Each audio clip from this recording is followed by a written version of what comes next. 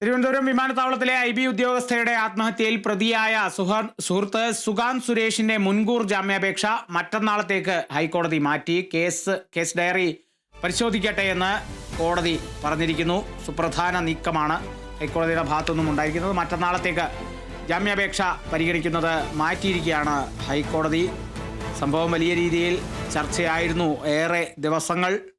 പിന്നീട് ഈ സുഹൃത്ത് ഒളിവിൽ പോയ സാഹചര്യമൊക്കെ ഉണ്ടായിരുന്നു. പിന്നീട് മുൻകൂർ ജാമ്യാപേക്ഷ നൽകുന്ന സാഹചര്യങ്ങളിലേക്കൊക്കെ എത്തി. പലതരത്തിലുള്ള അനുമാനങ്ങൾ, നിഗമനങ്ങളൊക്കെ ഈ ഒരു കേസിനെ സംബന്ധിച്ച് പുറത്തു വന്നിരുന്നു. വലിയ രീതിയിലൊരു സാമ്പത്തിക പ്രതിസന്ധിയിലേക്ക് ഈ ഐബി ഉദ്യോഗസ്ഥയെ ഈ പ്രതിയായ സുഹൃത്ത് സുഗാന്ത് സുരേഷ് നയിച്ചു എന്നുള്ളതാണ് ഐബി ഉദ്യോഗസ്ഥയുടെ അച്ഛനടക്കം പറഞ്ഞത്.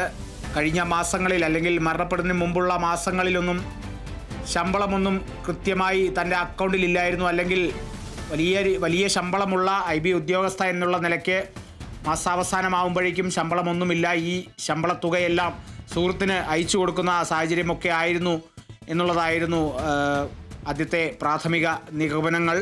അതേ തുടർന്ന് വലിയ സാമ്പത്തിക പ്രതിസന്ധിയിലേക്ക് ഐബി ഉദ്യോഗസ്ഥയെ കൊണ്ടുചെന്നെത്തിച്ചു സുഹൃത്ത് സുഗാന്ത് സുരേഷ് എന്നുള്ള തരത്തിലും ആരോപണങ്ങളൊക്കെ ഉയർന്നിരുന്നു. ആ ഒരു സാഹചര്യമൊക്കെ അങ്ങനെ നിലനിൽക്കുന്നുണ്ട്.